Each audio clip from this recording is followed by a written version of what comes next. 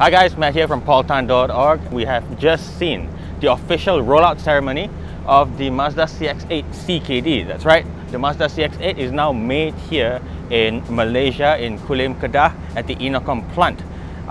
First things first, there are 4 variants available. The first 3 variants, they all share the same 2.5 litre naturally aspirated petrol engine. All the petrol models are 2-wheel drive only, which means front-wheel drive, and unfortunately no turbocharged petrol engine. Sitting at the top of the line is this, the 2.2 litre Skyactiv D, and it is the sole turbocharged engine in the lineup. Now, many of you think that the CX-8 is basically an elongated version of the CX-5. That is not true. It's actually a slimmer version of the CX-9, and it is close to 5 meters long. Look at that. It is substantially longer than the CX-5, about 350 mm longer. And the grille is different. It's more elegant instead of being sporty like the one with the mesh type design that you find on the CX-5. 19-inch wheels are standard on all variants, with the lower 2 coming in this chrome finish, and the upper 2 variants come in a darker pigmented chrome. So I think this is more sporty, and I like this over the standard one. Over to the back, and unlike the CX-5, the taillights have this chrome piece that really emphasizes the car's width. Dual rear exhaust is standard, and something to keep in mind is that all variants, well, aside from the diesel, don't have roof rails. So if you want roof rails, this is the only one. The diesel is the only one that gives you that. So for the front, the cockpit, the driver, the first thing you're going to notice, very nice soft touch materials from the top, middle, down. This wood is real wood, guys, and apparently it is used in the Vatican City for some of their most ornate decoration. We don't know how true that is, but Mazda says it's there, so let's just give them the benefit of the doubt. In the middle, piano black finish with dual zone climate control as well as heating function. That's odd. Now I'm in the second row seats. So the CX-8 is available in 7 and 6-seater configurations. Only the base model, you get 7 seats. Anywhere from the 2.5 mid plus and above, all the way to the top of the line, they get 6 seat configuration. And only the upper 2 variants get the center armrest. It's got a nice deep bin that you can store. It goes all the way in. Look at that. Interestingly, it's got this heated function for both the captain seats. Heated function, really. And last but not least, there you go. It doesn't open up very nicely, but at least you have like a hidden compartment to store your stuff. So that's nice. For rear passengers, you get this, a 3-zone climate control automatic with your own fan speed. Point number 3, getting into the car is not so much a hassle, but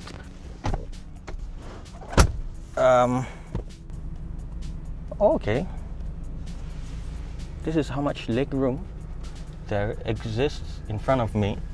Okay, this part I like.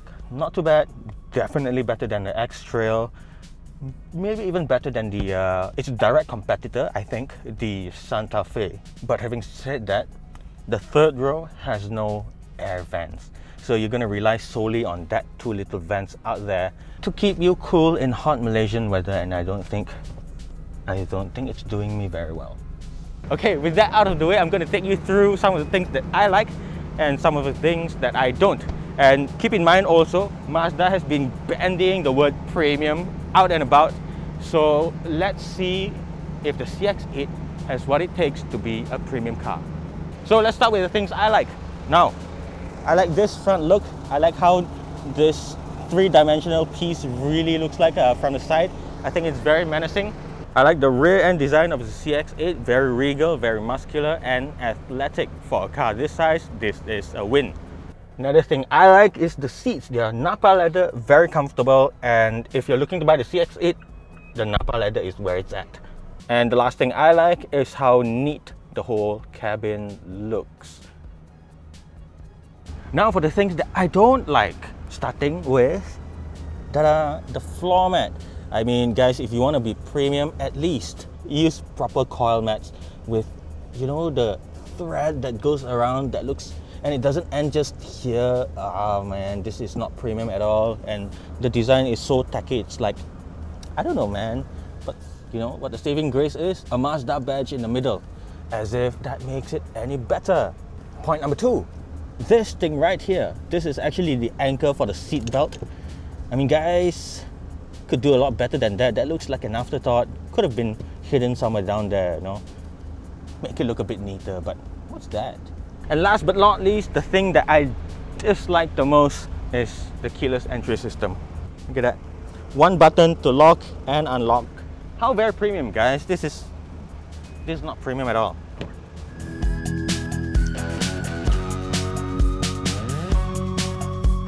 So earlier in the presentation, Mazda said they wanted us to pay close attention to 3 very specific traits of the CX-8. Number 1, high speed stability. We're doing 80 right now.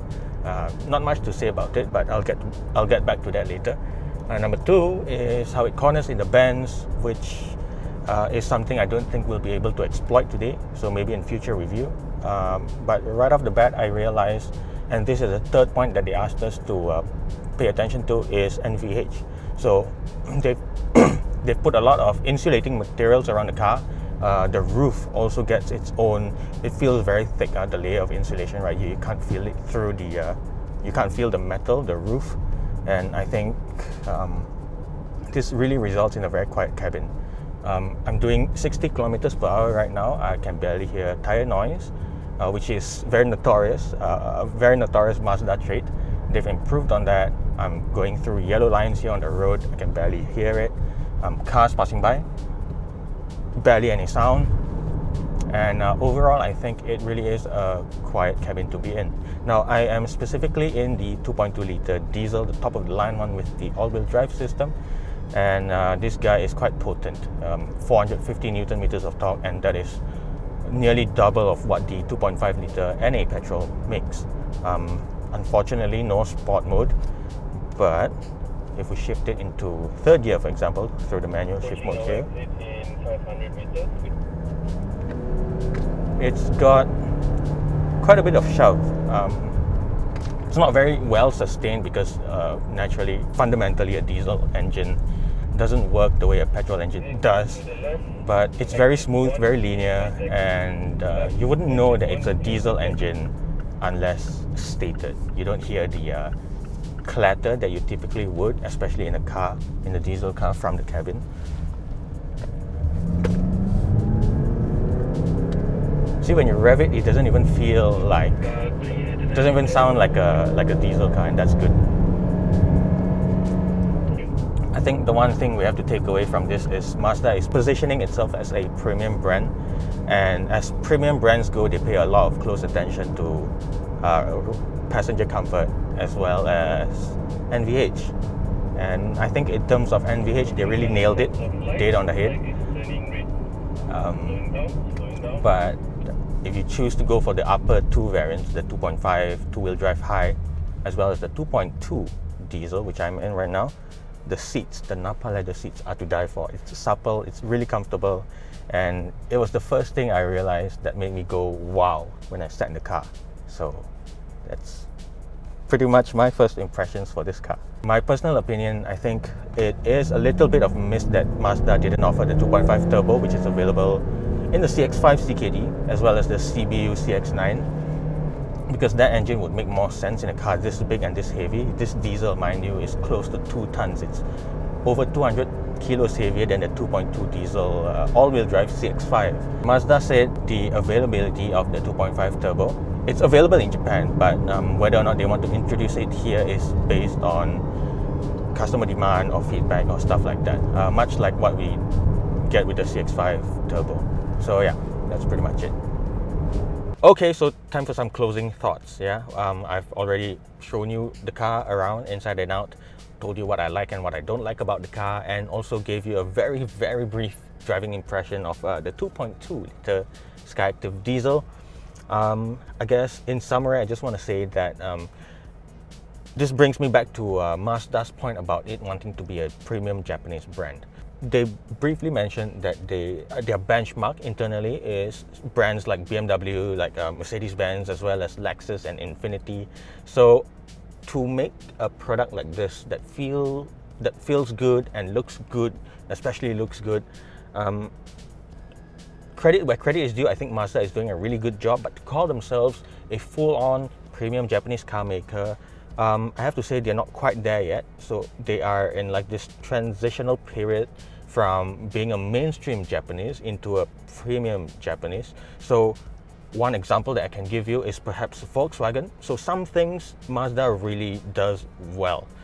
Build quality, design, the driving department, they nail it on the spot. And some of the buttons that you can see down here,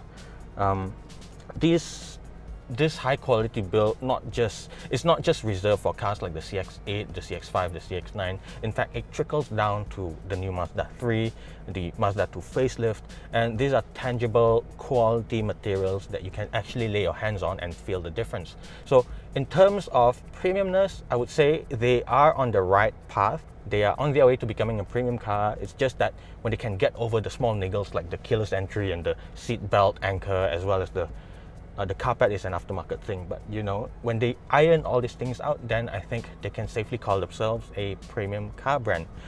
Now, for pricing, at say 200 over 1,000 ringgit, would you consider buying the CX-8?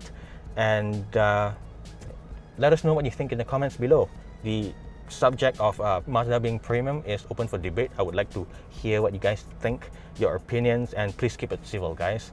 So I guess that pretty much wraps it up. It's a hot day, I want to go home, and thank you so much for watching.